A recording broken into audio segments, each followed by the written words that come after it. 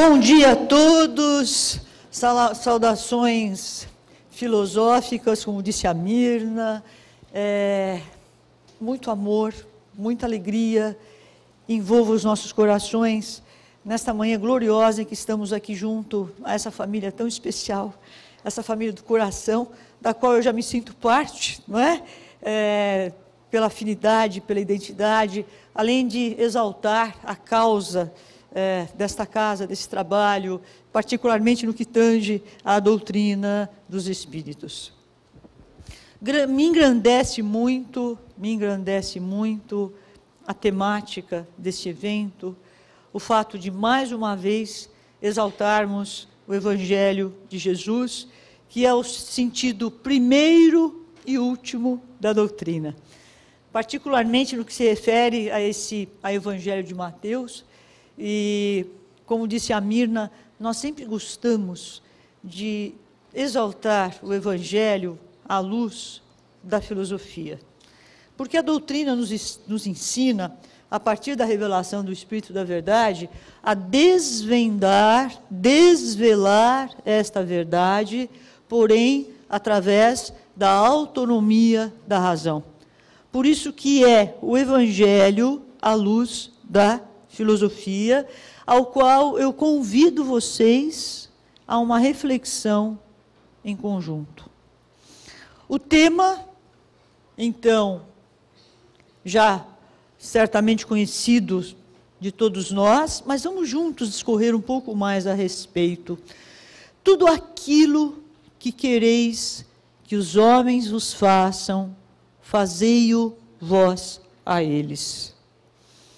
Parece uma afirmação muito simples, mas carregada de profundo significado. E eu gostaria de considerar com vocês o contexto dessa máxima, porque não é uma afirmação desvinculada do todo. Existe um porquê desta afirmação de Jesus no que tange a questão da lei, no que tange a questão dos profetas.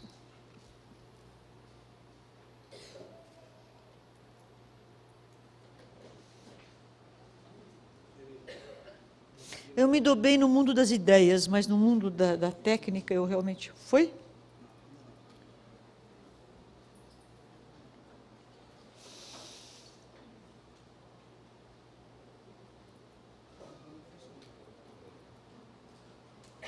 Então vai com a mão mesmo, não faz mal. Então, como eu diria, Jesus afirma que nesta máxima está toda a lei e os profetas. Então, importa considerar o que é a lei, como articular este processo de evolução da lei para que nós possamos entender a partir do conceito do Espírito da Verdade. Então, o que quereis que os homens vos façam, fazei-o também vós a eles, porque esta é a lei e os profetas. Só que, qual é a lei? Como é que é esse conceito de lei que Jesus nos trouxe? Começando, então, eu gostaria de fazer uma análise deste Evangelho de Mateus, para depois nós chegarmos a essa máxima de Jesus. Começa com o Sermão da Montanha, logicamente todos nós conhecemos muito bem, mas importa começarmos por aqui para acompanharmos o raciocínio. Jesus, no Sermão da Montanha, ele nos diz, com muita sabedoria, afinal, o que é felicidade? O que é ser feliz? Felizes os pobres de espírito, nós não entendíamos nada. Felizes os aflitos, felizes os que têm fome de sede de justiça, felizes os puros de coração que verão a Deus. Por que Jesus afirma isso? Porque, segundo a lei anterior, havia aqueles provérbios todos que levavam à sabedoria, mas que pregavam que os felizes eram aqueles que eram prósperos.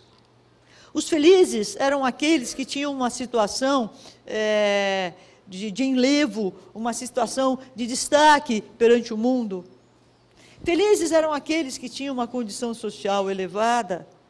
Jesus vem dizer, a felicidade, não.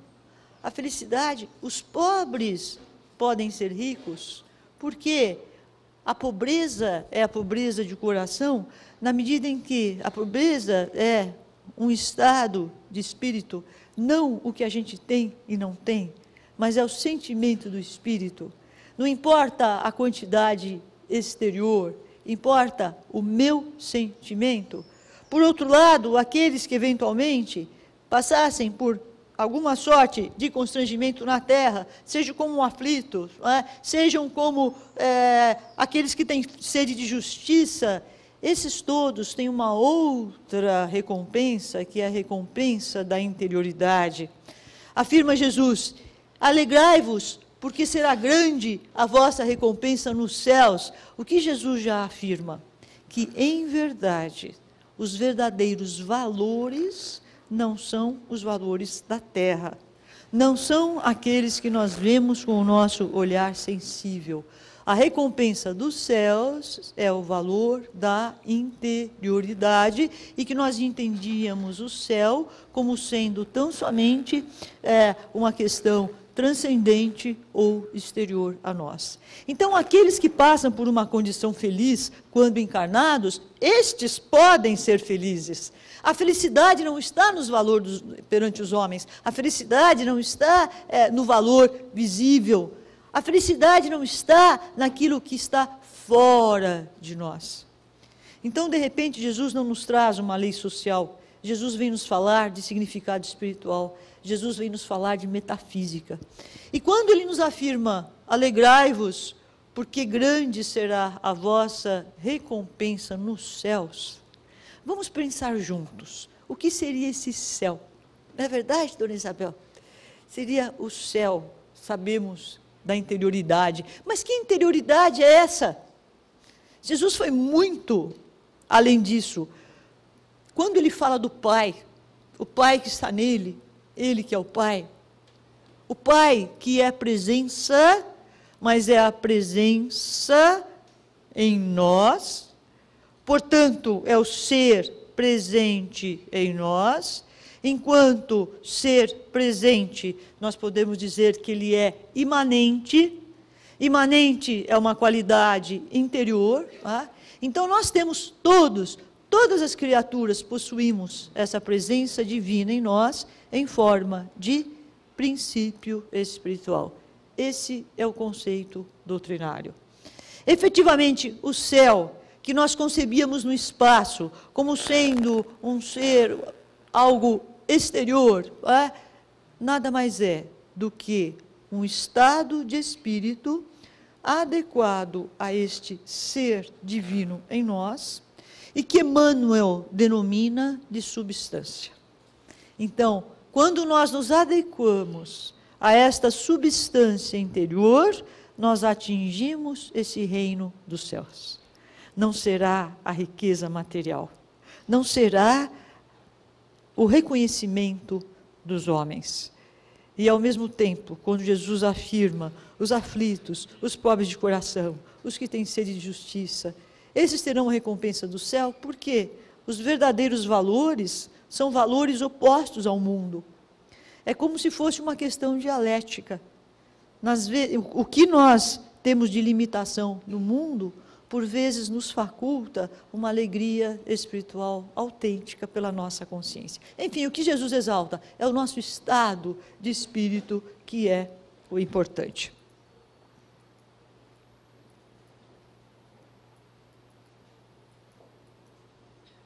Socorro, socorro. Próximo. Efetivamente, todo esse evangelho de Mateus está falando sobre a lei. A lei que contém esse ensinamento de fazer o próximo como a si mesmo. E Jesus afirma, eu não penseis que eu vim revogar a lei e os profetas. Não vim revogar, mas eu vim dar cumprimento. O que significa? Havia várias concepções de lei na história. Na verdade, o que é a história da consciência religiosa, se não a evolução desse conceito de lei, que sempre foi caro ao homem, como se ele pautasse a sua existência segundo as leis. Sabemos já da lei mosaica, tá? Uma lei que, portanto, concebia um Deus transcendente. O que é um Deus transcendente? Superior, muito acima de todos nós, mas um Deus que atuasse tão somente do exterior. Por isso essa moral heterônoma das recompensas, do castigo, porque fazia parte da nossa natureza naquela época, ou melhor, da nossa condição humana, do nosso grau evolutivo, de conceber um Deus transcendente. Aí vem Jesus e fala, não, a lei de Moisés tem todo o seu valor. A lei de Moisés, ela é verdadeira, mas eu venho lhe dar cumprimento. Ou seja, vamos agora considerar esta lei sobre um outro ponto de vista, sobre um outro ângulo. Aí quando Jesus vem e afirma que o Pai está nele e ele está no Pai, que ele traz as obras como sendo testemunho e manifestação do Pai, ele vem nos afirmar, o Pai está em mim, Deus é imanente. Quando ele afirma Deus é imanente, a concepção de lei já muda. Por quê? Porque, em verdade, não existe um Deus exterior que pune e castigue, mas existe um Deus que é imanente, e é esse Deus imanente que nós devemos conhecer para entendermos o que é a lei. E numa terceira revelação, o Espírito da Verdade vem nos dizer, uma vez que Deus é imanente, né, vamos entender pela razão essa imanência, porque a doutrina é filosofia, ela não é religião.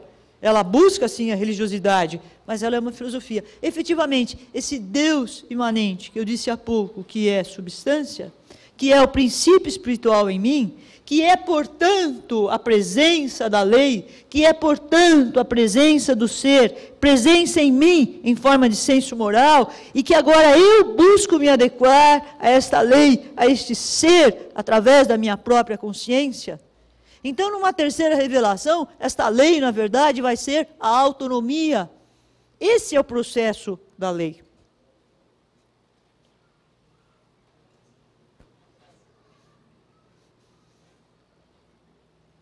Vejam a sabedoria de Jesus. Logo após, ele vem falar da luz.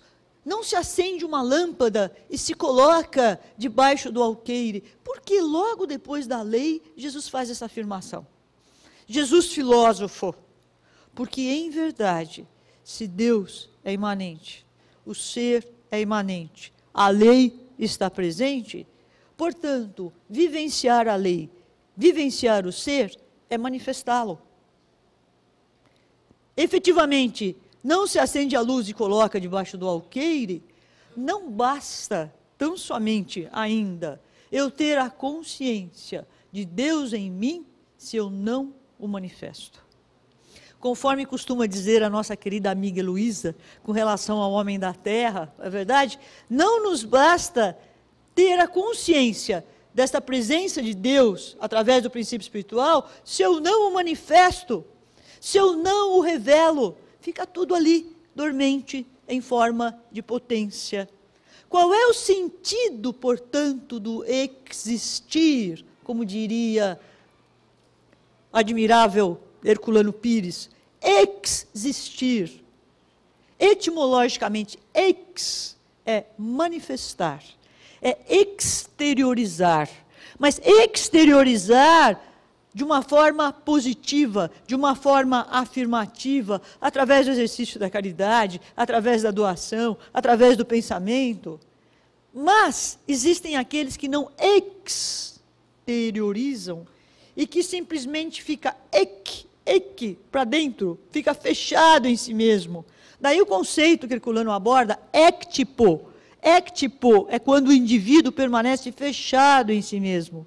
Ele ainda não exteriorizou essa potência divina que o leva a comungar o amor com os demais, até que essa comunhão seja mais extensiva a outras pessoas, até que ela se torne universal, como o caso de Jesus. né? Portanto, revelar a luz é sair do éctipo, em que nós estamos lá fechados em nós mesmos, fechados no eu, mas esse fechado significa o não manifestar. Portanto, existir é o oposto de éctipo. E o que nos ensina Jesus? O existir é o manifestar esta luz, é irradiar esta potência. Brilhe a vossa luz diante dos homens, para que, vendo as vossas boas obras, glorifiquem o vosso Pai que estás nos céus. Ou seja, essa luz que irradia, que num primeiro momento se manifesta pelas obras, pelos prodígios, é uma testemunha da presença do Pai aos nossos olhos. Hoje nós podemos perceber esta presença do Pai através de outros meios que não tão somente pelas obras, como, por exemplo, por intuição, por esse sentido espiritual que nos permita ver, perceber a Deus no outro, na natureza, ter esta visão, como ele afirma, dos puros de coração. Enfim, ele já nos incita a conhecer o outro, perceber no outro esta presença divina. E Jesus compara a lei antiga com a lei nova, digamos assim. É a mesma, mas não é a mesma. Não é? Jesus afirma, eu não vim revogar, mas existem algumas diferenças. Vejam, ouvistes o que foi dito aos antigos. Não matarás. Aquele que matar terá que responder no tribunal. Moisés. Eu, porém, vos digo, todo aquele que se encolerizar contra seu irmão terá que responder no tribunal.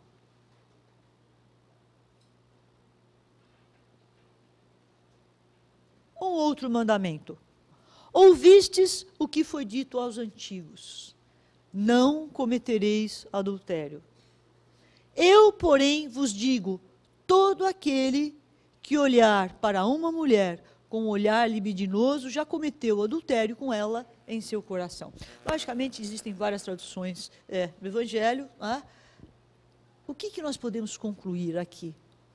Se na época de Moisés, nós concebíamos um Deus cuja lei nos adivinha de forma transcendente, de forma exterior, o julgamento era através das nossas ações. Por isso, não mate, não cometa adultério. Mas Jesus já afirma um pouco mais. Não basta não matar, não cometer adultério.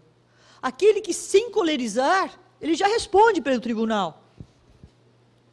Aquele que já, em pensamento, pensar em adulterar, ele já, de certa forma, cometeu adultério em seu coração.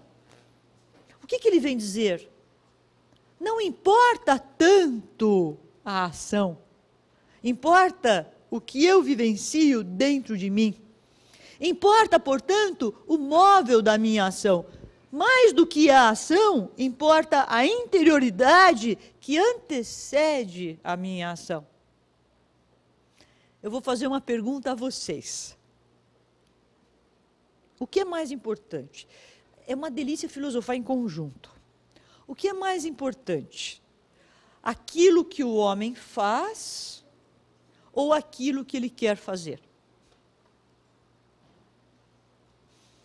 Para a filosofia espírita, lógica. O que é mais importante? O que a gente faz ou aquilo que a gente quer fazer? Ih, vocês estão muito quietinhos, né? Vocês estão filosofando. Aí meus alunos costumam até responder, mas de boas intenções. Como é que é o resto? Tudo bem? Tudo bem? Só que, segundo os ensinamentos cristãos, não me basta uma atitude, seja qual for a sua natureza, se ela não for mobilizada pela minha boa vontade, pelo meu sentimento interior, por esse impulso gerador que parte dentro de mim. Portanto, mais importante do que aquilo que eu faço, segundo o Livro dos Espíritos, é a minha intenção. O livro dos Espíritos afirma o tempo todo, Deus não julga os fatos, Deus julga a intenção. O que é essa intenção?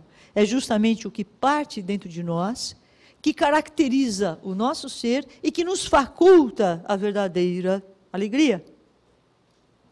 À época de Kardec, todos os filósofos racionais, por exemplo, os racionalistas Kant, Spinoza e vários deles, exaltavam, olha, uma vez que a razão é soberba, uma vez que a razão é autoridade, também a moral há de ser autônoma. Vamos entender, portanto, o que é uma ação moral. E para entendermos o que é uma ação moral, eu tenho que entender que eu é que legislo. Portanto, o que é uma ação moral? É aquela em que existe uma boa disposição do indivíduo em praticar o bem. Ou seja, é aquele indivíduo que faz o bem pelo bem, por uma disposição da alma.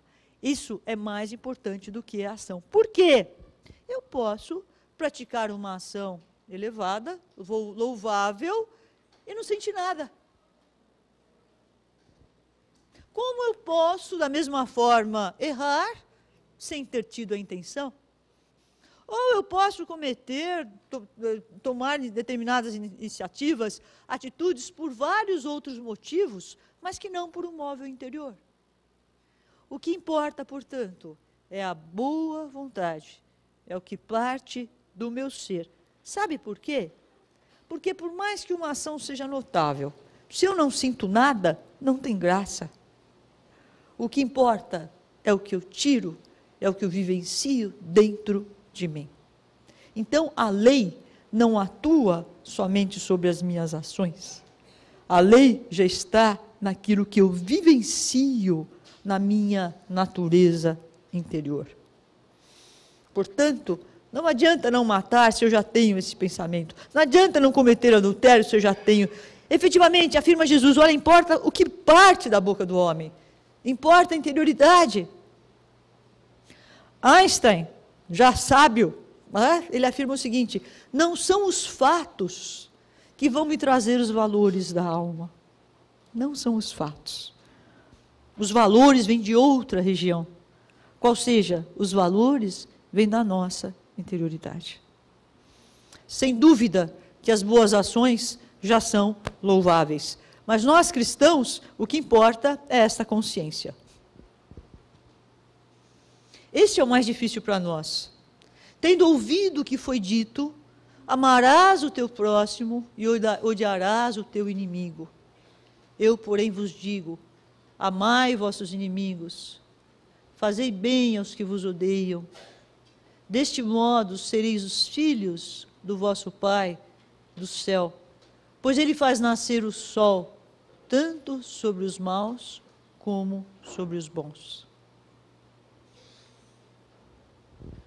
Vamos tentar entender racionalmente isso. A lei antiga dizia, ama o teu próximo e odeia teu inimigo. Jesus afirma, não. Ama o teu inimigo, fazei o bem aos que vos odeiam. Por quê? E é difícil para a gente, né? Eu diria que é o mais difícil. Por quê? Porque não importa amar em função do objeto de amor tão somente. Porque se amor, de fato, o amor é extensível a todos, independente do objeto do amor. Porque se eu amo tão somente a quem me ama, eu, na verdade, estou talvez amando um pouco a mim mesma. É mais fácil, logicamente, mas o exercício está em eu vivenciar o amor, mesmo naquele que eventualmente se oponha a mim. Tá? Então, quando Jesus afirma, veja a sabedoria de Jesus, desse modo sereis os filhos de vosso Pai do céu. Que tem a ver isso com ser os filhos do vosso Pai? Porque o Pai ama objetivamente a todos, tanto os maus como os bons. Então, nós devemos, através do Pai, através desta presença divina em nós, aí sim amarmos. É como se amássemos aos outros através do olhar de Deus em nós, que, portanto, é universal, independente de quem for.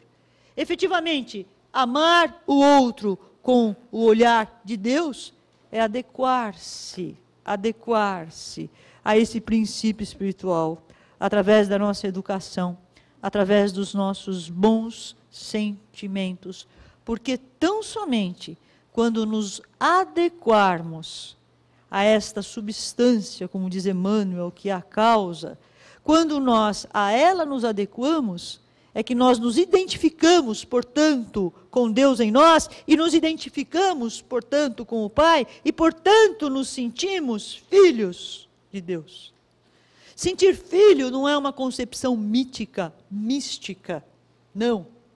Sentir-se filho é sentir identificado com esse movimento gerador do amor, e que é o gerador, portanto, de boas atitudes, e que, se gerado por dentro, ele não distingue o objeto de amor. Então, a mensagem de Jesus é toda essa, é partir de dentro para fora.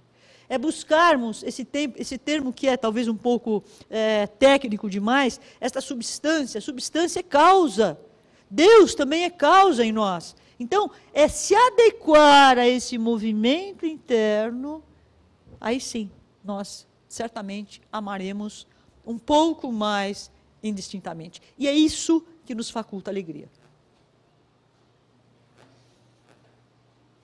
A moral. Nós vimos há pouco que é mais importante a intenção do que o conteúdo da ação.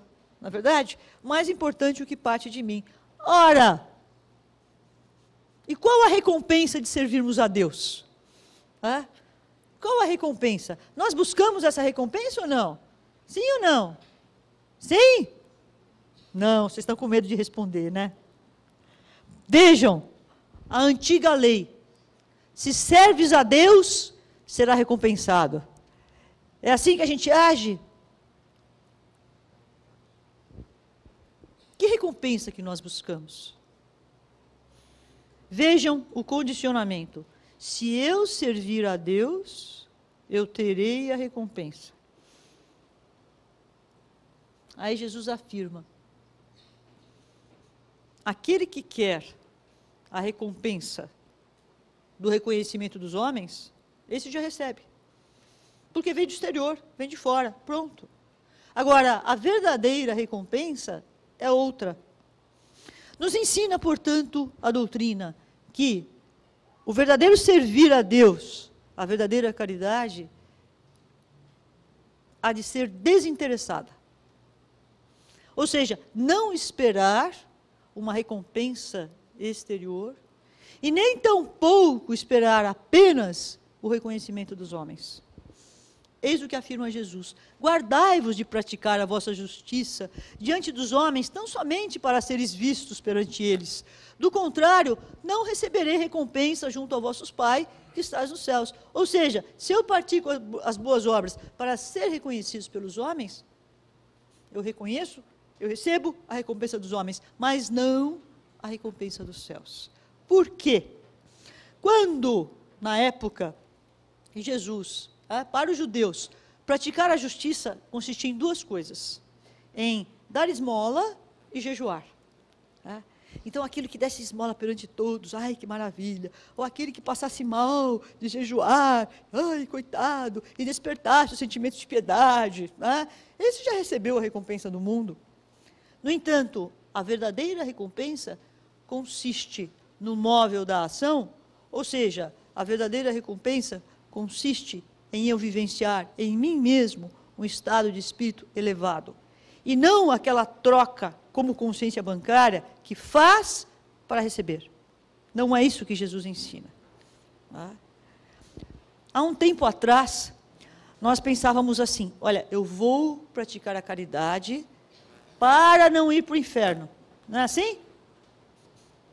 Hoje a gente mudou um pouquinho. Fala, olha, eu vou praticar a caridade para não ir para o umbral. Mudou um pouquinho. Vejam, a gente ainda vivencia esse mecanismo de troca. Outra coisa é a moral autônoma de eu vivenciar a justiça por me sentir bem, pela alegria de vivenciar esta justiça, para a minha própria consciência e para a minha própria dignidade. Então, eu vou praticar o bem pelo bem, porque permanece esse bem em mim, e não simplesmente para que o outro me reconheça. Porque se o outro reconhece e eu não sinto bem nada, em mim não tem graça nenhuma. É essa, portanto, a lei que Jesus nos ensina, que a moral, ela não é mais heterônoma, como se fosse uma lei de fora, um Deus que punisse, ou que o outro precisava reconhecer as minhas atitudes, como no caso dos fariseus. A lei agora vem de dentro, ela é autônoma, na medida que Deus é imanente, e o que importa é a presença de Deus em mim, o que importa é o meu estado de espírito interior. Efetivamente, a recompensa está na própria alegria espiritual. Em se sentir, como no caso de Jesus, instrumento dessa presença divina, quando Jesus, ele se deixa envolver por esse influxo divino, ele, portanto, se coloca no movimento desse fluxo divino e o manifesta. Então a alegria está em si mesmo, porque aquele, Agostinho diria, aquele que precisa de uma recompensa fora de si, é porque ainda existe uma certa ausência de Deus. Se nós somos a substância divina se basta. Ela não precisa nada fora dela. Mas nós não estamos ainda adequados. O que nos ensina a educação espírita? Adequar-se a esse senso moral. Adequar-se a esse senso de amor. Aí sim, o resto será consequência. O verdadeiro tesouro. Não ajunteis para vós os tesouros na terra, aonde a traça e a ferrugem corroem. Ajuntai para vós os tesouros no céu, onde não os consomem, nem as traças, nem a ferrugem, nem os ladrões roubam.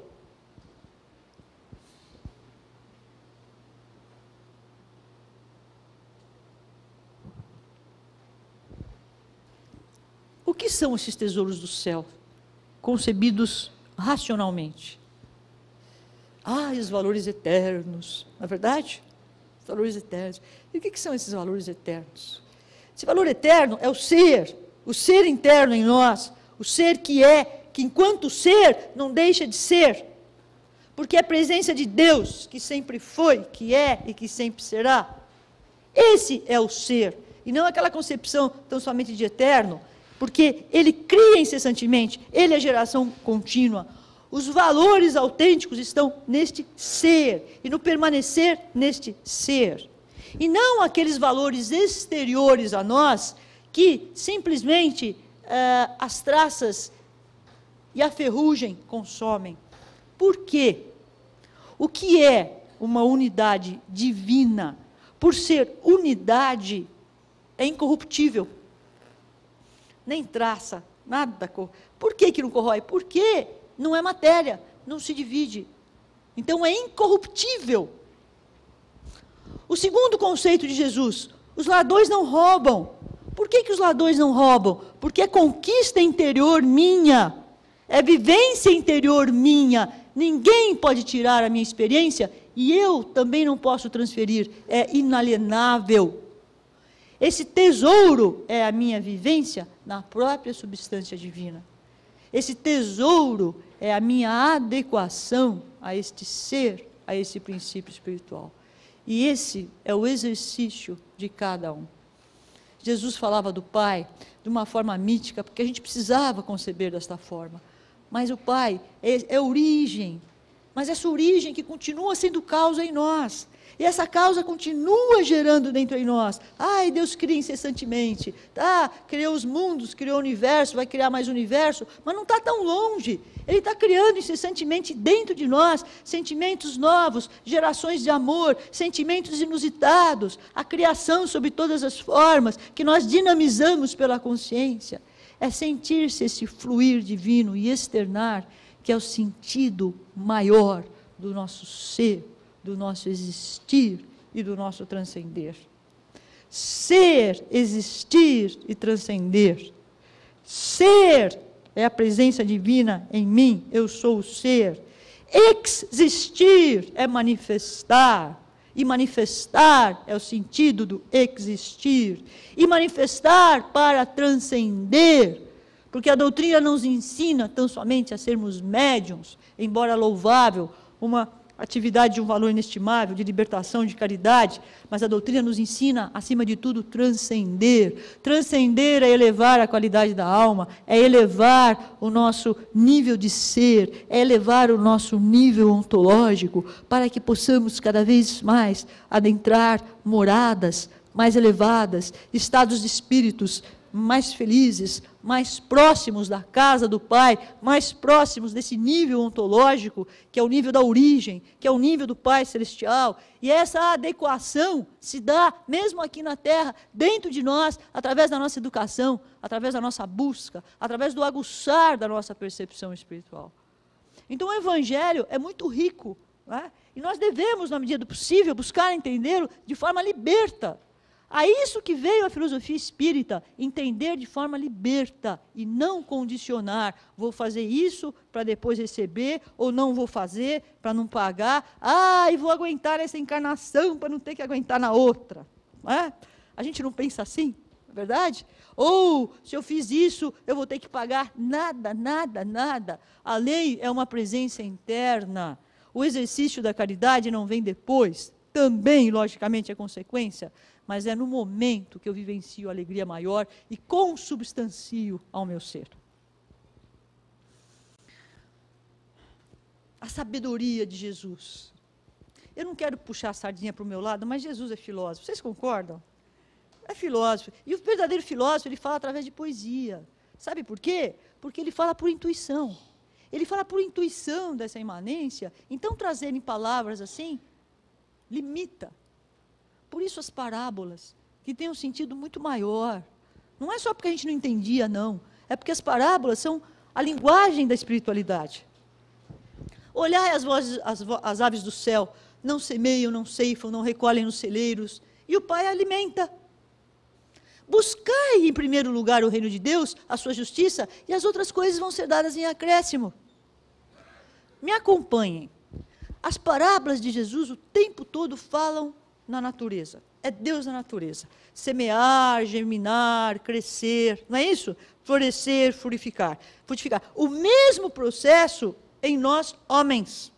Frutificar, multiplicar em nós. Não que sejam dois processos análogos, é o mesmo, porque é o mesmo princípio espiritual se multiplicando na natureza e em nós. Então vejam, a natureza não precisa de nada. Existe essa substância divina que é causa, e por ela ser causa de si mesmo, ela se autogera, ela tem tudo em si mesma, ela se autoproduz. Por isso que na natureza tudo é auto, né? Autoceifam, autosemeiam. As aves não precisam se preocupar, porque a presença divina na terra, na natureza, ela vai busca se manifestar em forma de vida, em forma de estética, né? Em forma de moralidade, mas ela sai da própria terra para depois ela transcender. As aves não precisam se preocupar. Mas nós, homens, também temos essa seiva essencial, que é este ser concreto, que não é uma questão de misticismo, nem de crença, nem de uma fé cega. Este ser, ele é concreto. Efetivamente, nós geramos essa seiva dentro de nós. E ao gerar essa seiva, é que o resto vai ser consequência. Mas nós temos uma tendência a se preocupar com o contrário, que é natural. Precisamos sobreviver, precisamos das questões materiais. Mas lembremos antes, buscai o reino de Deus, buscai a causa, como diz André Luiz, para depois aprimorar o efeito. Qual é a causa? É este ser gerando em mim. Eu a ele me adequando, através da minha educação espiritual, através dos meus bons sentimentos, que vai me levar a gerar bons pensamentos, que vai me gerar levar a ter uma conduta elevada, adequada. O resto é uma consequência. E não o contrário. Vejam como Jesus nos ensina, é tudo de dentro para fora. É tudo a partir desta imanência, portanto. E continua. Pedi de Jesus, e obtereis. Todo aquele que pede, recebe. E por que Jesus nos fala pedir? Quem de nós não pede? Eu peço. Mas eu estou aprendendo também esse pedir. Não basta aquele pedir petitório, aquela coisa tão somente, se dentro de mim eu não estou sentindo nada, se eu não estou vibrando, se eu não estou adequado a essa presença divina. É um pedir pensado, mas não vivenciado. O que Jesus quer dizer? Que precisamos pedir. Por quê? Pedir é determinar essa substância interna, é mobilizar, é trazer a ação, é atualizar essa potência, mas pedir em amor. Por isso que afirma Jesus, pedir em amor obtereis, e não só pedir, aquela coisa de vítima, pelo amor de Deus, não, pedir em amor, ou seja, adequado a essa substância, nela nós atingiremos. Por isso que pedir é não ser passivo, é determinar a substância em função de algo. Portanto, peçamos, mas com consciência. Qual é o pai que o filho... Quem dentre vós dará uma pedra a seu filho se esse pede pão?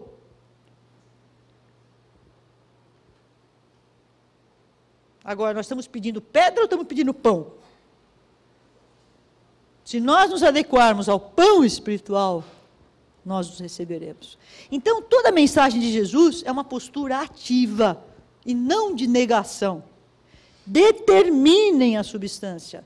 A fé raciocinada, que é a fé da presença divina em mim, que é a fé imanente. Tudo, portanto, aqui chegamos.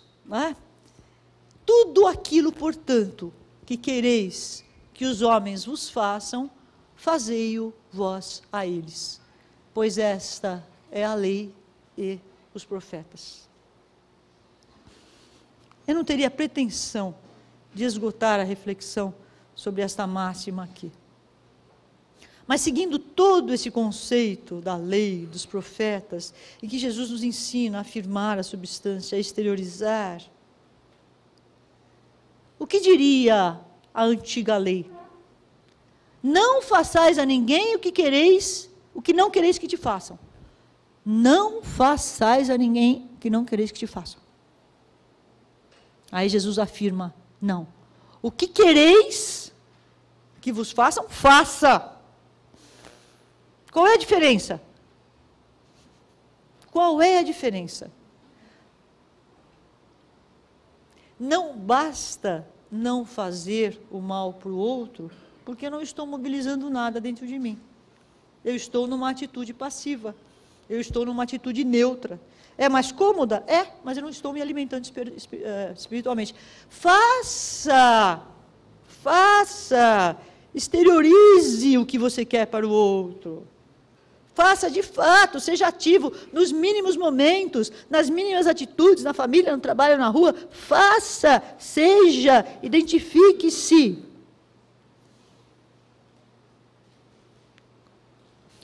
Esse fazer o bem é a alegria de entrar em empatia. Essa empatia se dá na essência divina. E ao encontrar essa essência divina, eu me engrandeço. E ao mesmo tempo eu envolvo ao outro e educo. Porque a verdadeira educação espiritual é pelo Portanto, fazer ao outro, essa empatia, essa homogeneidade na substância, que é alegria. Qual é, portanto, a atitude, sim, que devemos? De afirmar positivamente essa atitude interna, de gerar, de fluir, de manifestar, de existir. Não basta não fazer. Só que para fazer, tem-se que, por vezes, enfrentar os valores da sociedade, do mundo, que as pessoas não entendem. Mas Jesus não fez isso. Diante de todos nós que talvez eles estivéssemos, né?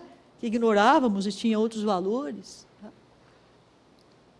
É dizer não aos valores da sociedade. É dizer não ao erro. É dizer não à mentira. É dizer não à falta de ética. Isso é uma atitude positiva, logicamente, respeitando e com amor, com caridade, com compreensão, como o fez Jesus. Tá? Assim, nós estaremos realmente vivendo plenamente aquela lei que Jesus afirma. Eu não vim revogar, eu vim cumprir. Ou seja, eu vim agora ensinar a possibilidade do verdadeiro cumprimento através da adequação do Filho à natureza do Pai. E essa adequação se torna possível através da caridade, da doação, de uma atitude positiva perante si mesmo e perante o mundo. Não existe, não sei, parece-me que na nossa existência terrena, aqui, lá, qual é o significado do nosso existir, se não vivenciar este amor? Que outra graça tem a vida? Se para nós a graça não está na recompensa exterior, não está para que os outros vejam, mas a graça é a graça dentro de nós, como diria Agostinho, é essa graça divina, que nos abençoa quando nós abençoamos o outro. Esse é o sentido do existir. E que, lamentavelmente, nós colocamos todo esse existir, todo esse sentido nas coisas exteriores, nas coisas terrenas, no mundo que luta, humanidade que sofre, geme, porque não despertou para o verdadeiro sentido da existência. A importância da doutrina nesse século materialista. Efetivamente, se tudo há de ser gerado a partir deste ser divino, que é um ser concreto, que nos habita potencialmente, Jesus ainda conclui esse evangelho. Aquele, pois, que ouve as minhas palavras e pratica afirmativamente, é semelhante a um homem prudente. Por quê? Edificou sobre a rocha. O que é essa rocha? O que é essa rocha? Ah, é a fé racional, é aquele que sabe. Mas a rocha é o ser que é a verdade, o ser que é rocha porque é imutável, o ser que é rocha porque ele não deixa de ser, o ser que é rocha porque é eterno, nada corrompe, nada rouba, é o ser que é e que nos cumpre manifestar. Efetivamente, adentrando-nos a esta causa interior, a esta origem imanente, que é o Pai, que é esta presença espiritual. Esse é o sentido do nosso existir. Esta é a rocha que nos fortalece mesmo nos momentos difíceis, sobretudo quando a manifestamos positivamente. Portanto, amemos muito, para que essa rocha seja o alicerce da nossa edificação espiritual, da nossa transcendência, para que possamos realmente sentir essa presença divina, e então podemos dizer com consciência, eu me sinto filho do Pai, porque eu me sinto gerado por Ele, como o fizera Jesus.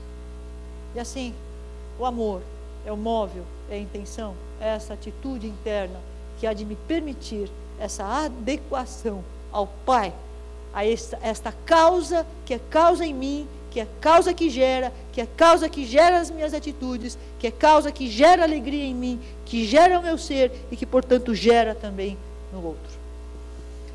Que Jesus, através dos seus benfeitores, abençoe todos vocês, para que possamos todos despertar cada vez mais para esta presença, para este ser, para esta substância, e vivemos adequadamente, dando cumprimento a essa lei, porém de forma livre, de forma consciente, de forma liberta e de forma plena. Muita paz a todos.